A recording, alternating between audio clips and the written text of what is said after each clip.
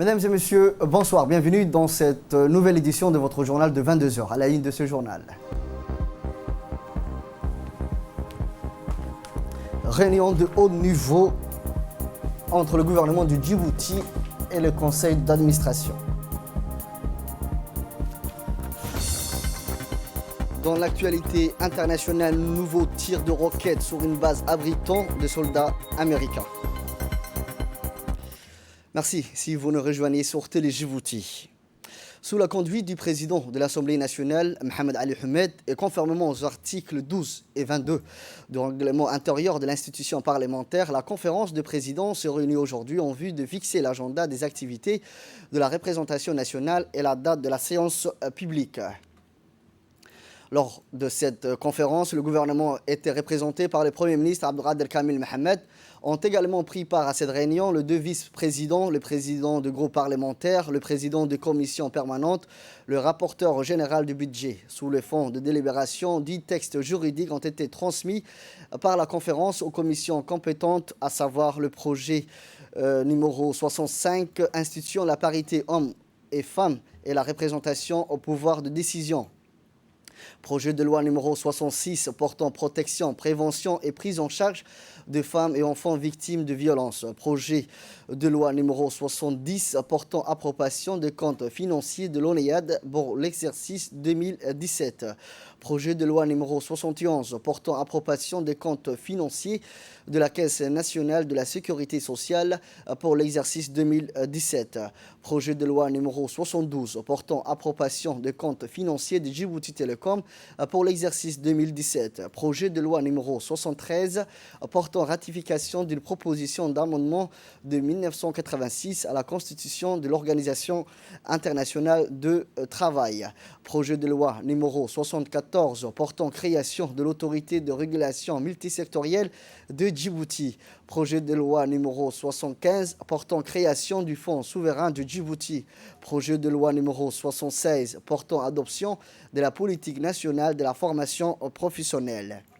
Et enfin, proposition de résolution numéro 1, modifiant l'article 14, alinéa 5 du règlement intérieur de l'Assemblée nationale. Quant à la date de la 4e séance publique, le président Mohamed Ali Ahmed a réitéré l'importance pour les commissions de conclure l'analyse des dispositions qui leur sont transmises par la conférence avant la date butoir du 31 janvier, marquant la fin de cette session ordinaire.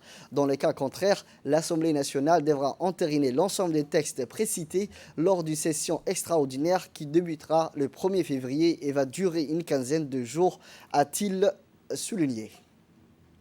Le Palais du Peuple a abrité hier une réunion de haut niveau entre les membres du gouvernement de Djibouti et du conseil d'administration du groupe de la Banque mondiale. Cette réunion placée sous l'égide du ministre de l'économie et des finances a vu la participation de plusieurs ministres sectoriels pour partager les modèles de développement de Djibouti, mais également partager comment l'institution financière pourra améliorer son monde d'intervention dans les pays de petite taille comme Djibouti. Il s'agit d'un dialogue entre les administrateurs de la Banque mondiale et les membres du gouvernement. Les dialogues a porté notamment sur le résultat des premiers plans quinquennales de la vision 2035 du pays qui s'est achevé en 2019. Plusieurs autres questions ont été également discutées dans la place et le rôle de Djibouti dans la Corne de l'Afrique, l'impact de réfugiés enregistrés, non enregistrés, les migrants sur les infrastructures publiques, le développement de bidonvilles, la place du développement intégré, de la décentralisation, la lutte contre le chômage de jeunes et le chômage climatique.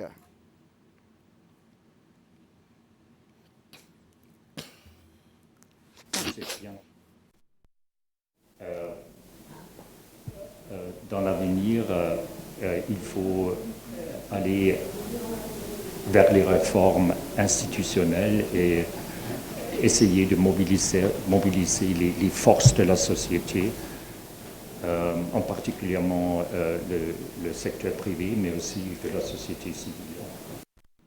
En prenant la parole en premier, le ministre de l'économie et des finances, Ilyas Moussa Dawale, a indiqué qu'il est très important de renforcer le partenariat existant entre la République de Djibouti et la Banque mondiale.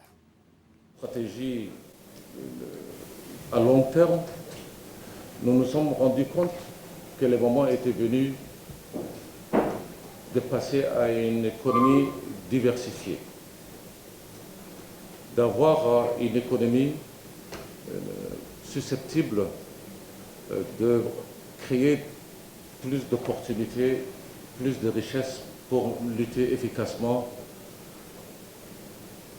la pauvreté, mais également pour créer de l'emploi. Ces opportunités, nous avons pensé cette diversification passer par d'abord et avant tout d'investir beaucoup dans les infrastructures afin de tirer profit de notre position géostratégique. C'est ce qui a été fait et depuis 2013, les investissements dans les infrastructures ont été importants. Ont été importants parce que c'était la seule manière de pouvoir générer des richesses, c'est de pouvoir connecter Djibouti au monde, mais surtout à la région. Pendant ce temps, nous avons fait en sorte à ce que notre inflation soit maîtrisée, soit maintenue faible. Ce qui nous a également permis de pouvoir lutter efficacement contre la pauvreté. Nous sommes naturellement conscients que le risque de surendettement existe. Mais la question, lors de la décision pour investir, était posée, est-ce qu'il fallait investir dans des infrastructures aussi importantes pour jouer notre rôle de hub régional et international? Voilà ce qui fait que la particularité d'un petit pays peut avoir, et c'est ce message que je vais également vous transmettre ce matin, c'est le sujet que vous connaissez très bien, de tous les pays, tous les petits pays du groupe de la Banque mondiale se plaindre toujours de ces, comment dirais-je, des contraintes du taux d'endettement pour ces pays parce qu'il n'y a pas d'autre possibilité pour se développer sans prendre ces risques et de voir le taux d'endettement augmenter rapidement. Écoutons maintenant un extrait de l'intervention de la ministre des Affaires sociales et de la Solidarité, Mme Mouna Ousmane Aden. Contre la précarité et les inégalités sociales. Nous sommes dans un esprit de développer une inclusion sociale et de redistribution des richesses qui doivent être faites sous forme de droits par la mise en place d'un socle national de protection sociale et en assurant des garanties suivantes. La sécurité alimentaire, un minimum de revenus pour chaque enfant, un minimum de revenus pour les personnes en situation de handicap et les personnes âgées, et une garantie de soins à travers l'assurance maladie. Ensuite, il nous est obligatoire de veiller à un renforcement de la cohésion sociale, une lutte contre les inégalités et maintenir la paix.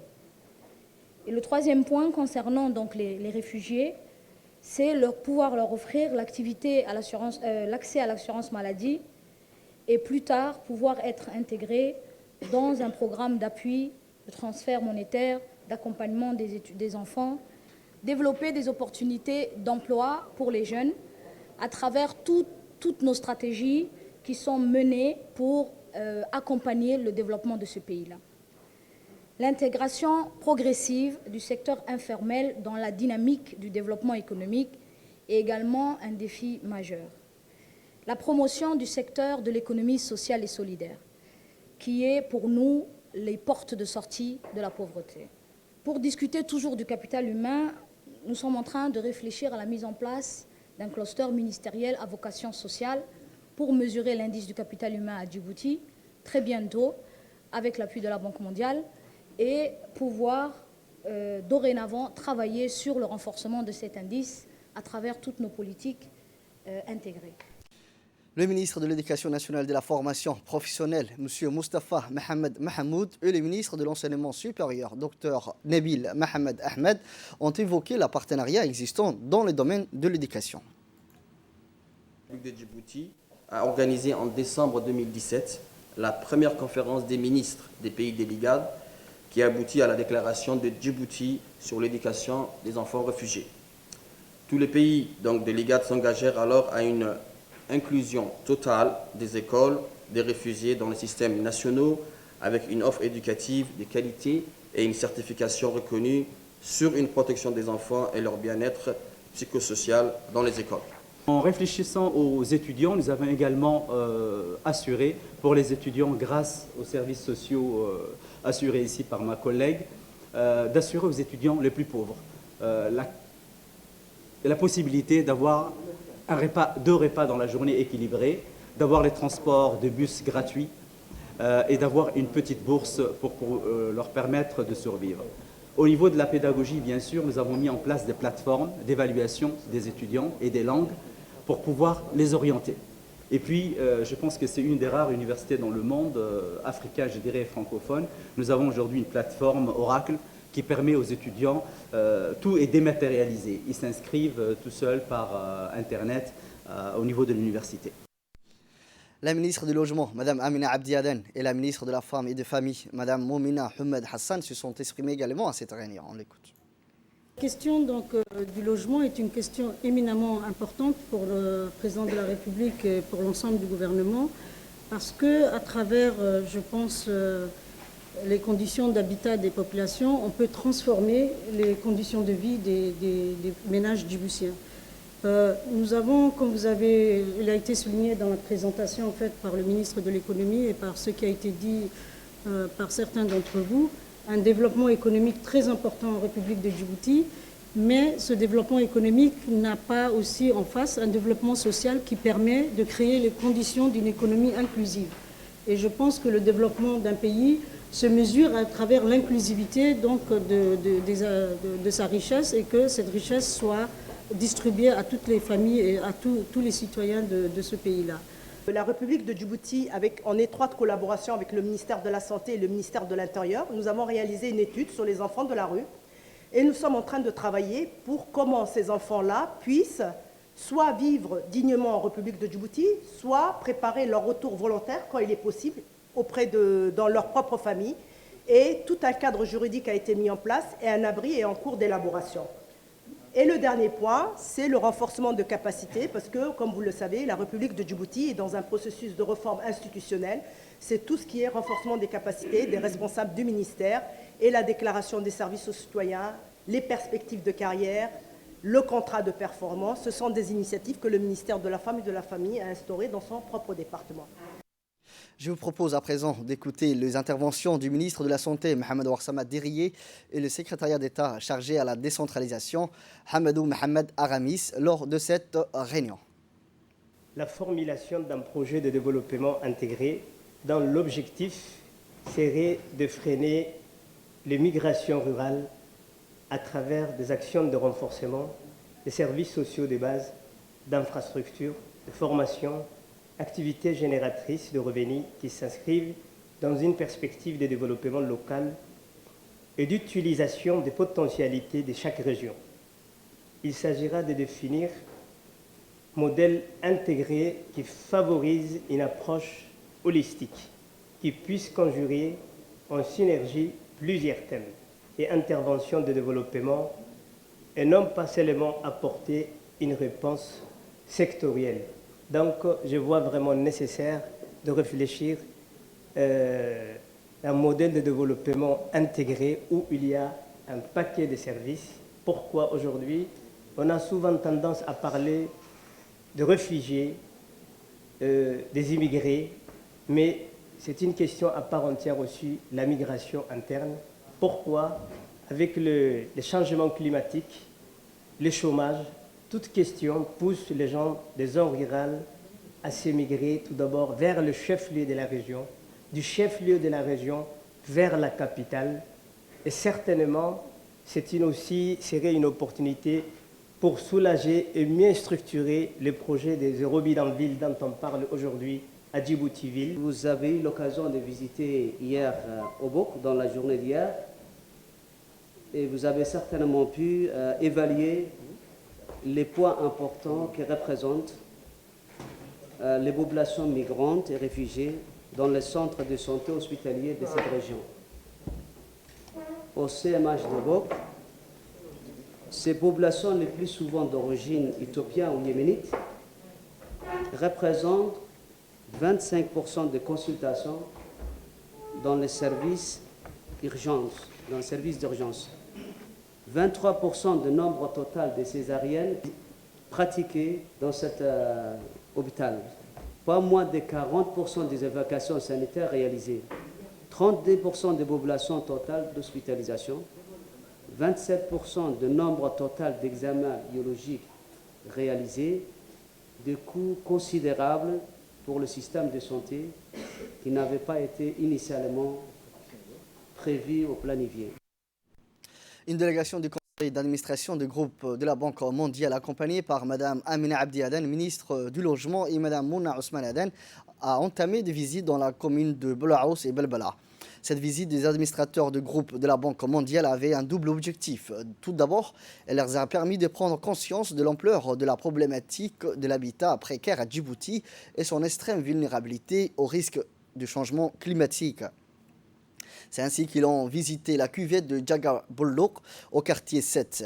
Ils ont pu constater que cette poche en état précaire a été rendue quasiment non habitable par les pluies diluviennes. Les logements sont construits en matériaux précaires sur une zone alluvionnaire en cuvette et gorgée d'eau en permanence. C'est pourquoi il a été plus difficile de les vidanger en raison de remontées d'eau. Ensuite, les administrateurs ont pris connaissance de l'état d'avancement des activités des projets pilotes du programme Zéro Bidonville, le projet intégré de résorption de bidonville au cours à Belbela ancien. Ils ont constaté que les travaux de construction de la voie de 1,2 km avec dallage qui traversera Belbela ancien de part en part ont été entamés en bonne voie. En fin d'après-midi, la visite a été clôturée par une réunion avec le ménage et les sages de quartiers précaires dans les locaux de l'école primaire publique de Belbela 6. Ces derniers ont présenté leur doléance et exprimé le souhait d'avoir des infrastructures de base dans leur quartier et ce en présence des membres de la délégation de la Banque mondiale. Ces ménages sont concernés par le programme Zéro Bidonville. Pour rappel, ces programmes reposent sur une stratégie qui s'insère dans un programme gouvernemental de résorption de l'habitat insalubre qui vise à promouvoir un meilleur cadre de vie tout en réorganisant l'espace urbain périphérique de la capitale.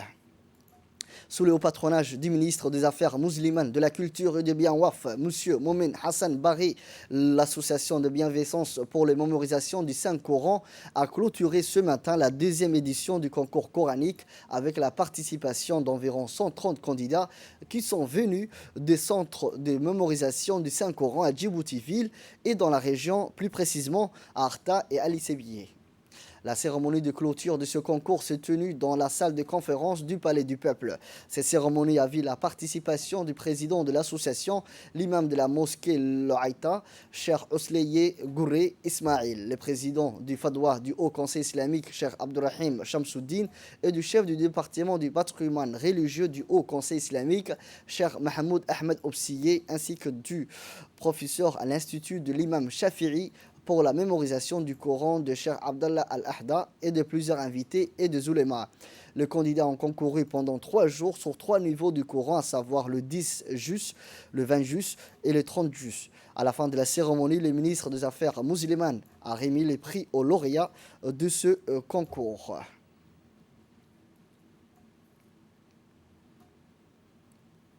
Justement, le ministre des Affaires musulmanes, de la Culture et des Biens Waf, M. Momin Hassan Bari, a félicité dans son intervention l'association de bienfaisance du Saint-Coran de Djibouti qui a organisé le concours de mémorisation du Saint-Coran pour la 2e année consécutive avec la participation d'environ 130 candidats. Il a souligné que le gouvernement, sous le leadership du président de la République, M. Ismaël Omar Guelleh, soutient fermement de telles initiatives qui feraient avancer les Saint-Coran et renforcera la présence de notre pays dans les compétitions régionales, internationales, dans le domaine des mémorisations du Saint-Coran. Le ministre de l'Éducation nationale et de la formation professionnelle, M. Mustafa Mohamed Mahamoud, a reçu aujourd'hui dans son cabinet un expert consultant britannique qui a conduit une mission diagnostique de l'utilisation de la langue anglaise dans les programmes de formation professionnelle. C'est la seconde visite que l'expert consultant effectue dans notre pays pour évaluer l'usage de la langue anglaise dans les programmes de formation professionnelle. Le ministre a longuement écouté les explications de l'expert consultant qui lui a exposé le résultat de ses observations et de ses évaluations. L'occasion pour l'expert britannique de faire un état de lieu sur les forces et les faiblesses de l'usage de la langue anglaise au milieu éducatif professionnel. Il a donc fait quelques propositions sur les nouvelles étapes et les réformes à entreprendre pour améliorer et renforcer le niveau d'anglais des apprenants en formation professionnelle. De son côté, le ministre de l'Éducation nationale et de la formation professionnelle, M. Moustapha Mohamed Mahamoud, a indiqué que grâce à cette analyse et cette évaluation, nous pourrons envisager de nouvelles stratégies sur le moyen et le long terme afin de renforcer le niveau de maîtrise de la langue anglaise en formation professionnelle.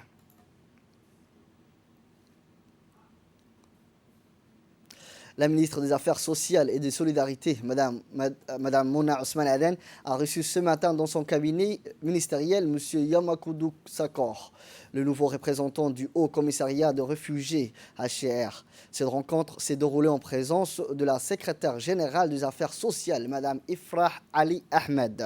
Cette première prise de contact avec M. Sakor a été l'occasion pour Mme la ministre de lui souhaiter la bienvenue et un plein succès dans la prise de ces nouvelles fonctions. Par la suite, Madame la ministre a rappelé les différents projets et programmes exécutés par le MAS au profit des populations vulnérables.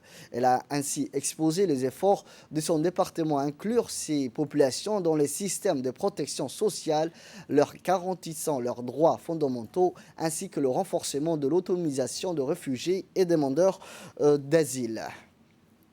Le secrétaire général du secrétariat d'État à la jeunesse et au sport, Mme Khadija Ibrahim Idriss, a tenu ce matin au stade Goulet une réunion de prise de contact avec les différentes fédérations sportives. On prit part à cette réunion, outre la secrétaire générale, le directeur des sports, M. Abshir, la directrice du stade Goulet, Mme Fatouma Dabalé, ainsi que plusieurs présidents et représentants de différentes fédérations. Ces derniers ont pu s'exprimer sur leur mission, mais aussi sur les difficultés rencontrées dans la réalisation de celle-ci. Plusieurs points ont été évoqués lors de cette réunion, notamment la question de formation qui nécessite les agents techniques de différentes fédérations. La sécurité qui reste un élément important pour la promotion et la survie des fédérations. Le financement et enfin les services d'archivage qui fait défaut jusqu'à là. La secrétaire générale a répondu très favorablement à pratiquement toutes les demandes des fédérations et c'est une réunion qui a été très constructive dans le sens où tout le monde a pu dire ce qu'ils avaient non seulement sur le cœur, mais surtout parler de ce qu'ils attendent du ministère de la Jeunesse et des Sports. Et nous espérons que ces attentes seront comblées d'une certaine façon par l'arrivée d'une femme qui est vraiment la connaissant, qui a été aussi dans le milieu du bénévolat, une femme de tête qui, j'espère, pourra répondre à ces attentes. Après avoir remercié le président pour avoir répondu à son invitation, la secrétaire générale les a rassurés quant aux dispositions et aux démarches qu'elle envisage d'entreprendre en termes de restructuration, mais aussi de son entière disponibilité. On l'écoute. Le secrétariat d'État à la jeunesse en matière de sport, c'est encadrer et accompagner.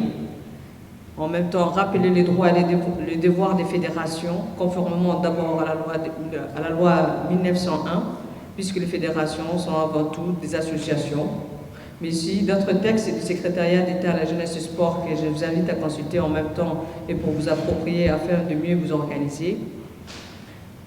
Sachant que, en même temps, je vous remercie pour tout le travail que vous fournissez, puisque vous êtes des bénévoles. Ça, c'est sûr. Vous donnez de votre temps pour une cause, que c'est l'équipe familier.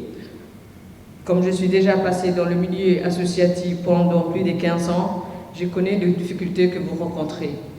Il faut juste garder en tête que l'objectif, c'est de servir sa nation et préparer les terrains pour les jeunes. De tout mon cœur qu'on avance ensemble et qu'on réussisse à travailler et à aller au bout de ce que vous comptiez réaliser pour cette année 2020.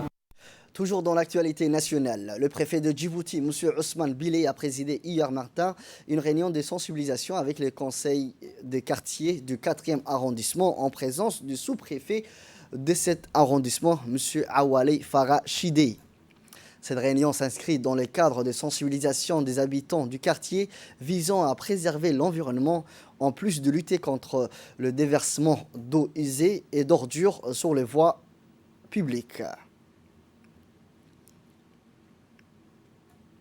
Le centre d'achat et de médicaments et de matériel CAM est bien approvisionné en médicaments destinés à la population djiboutienne et dispose sur place d'un stock.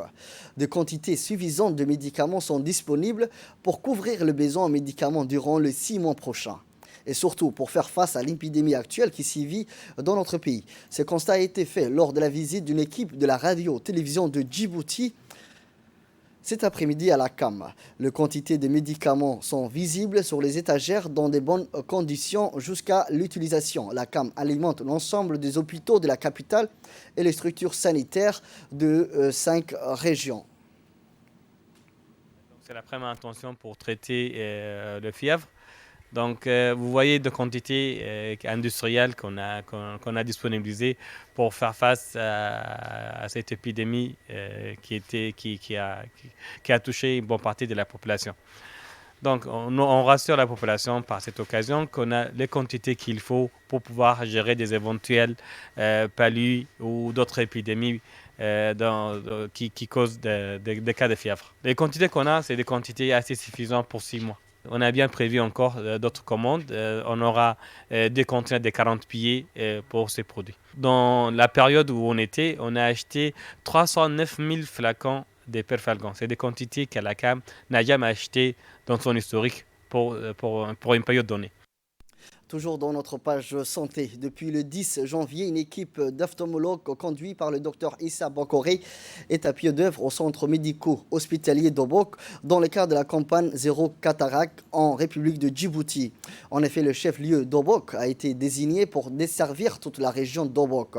Des moyens de transport et de logement ont été disposés pour assurer le déplacement des patients en provenance de localités les plus éloignées de la région qui ont afflué vers le centre médico-hospitalier d'Obok. Ainsi, les patients présents ont bénéficié d'une consultation spécialisée et une centaine de patients qui ont d'ores et déjà été opérés de la cataracte et les activités opératoires se poursuivent normalement. La population se réjouit de cette politique qui a permis à retrouver la vue en centaines de personnes auparavant handicapées de la vue. Le préfet de la région d'Obok, Abdelmalik Mohamed Bonaïta, et le président du conseil régional, Mohamed Ahmed Ismail, ainsi que le député Abdou Kamil se sont rendus sur le lieu pour constater les avancées des opérations et encourager l'équipe. Dans notre page nécrologie, nous avons appris le décès du feu Hussein Roblé Ahmed, survenu aujourd'hui à Mouloud, son village natal où il a été inhumé aujourd'hui même. Feu Hussein Roblé Ahmed, né en 1942 et a laissé derrière lui une veuve et 14 enfants et 5 petits-enfants. Feu Hussein Roblé Ahmed était le père de Mohamed Hussein Roblé, conseiller à la primature. Suite à ces décès, le Premier ministre Abdelkader Kamil Mohamed adresse un message de condoléances à la famille du défunt. Que le bon Dieu l'accueille dans son paradis éternel. Inna lillah wa inna ilayhi raji'un. Dans l'actualité internationale, 8 roquettes se sont abattues dimanche sur une base aérienne irakienne abritant des soldats américains au nord du Bagdad. Aucun n'a été heureusement tué. La suite dans ces commentaires.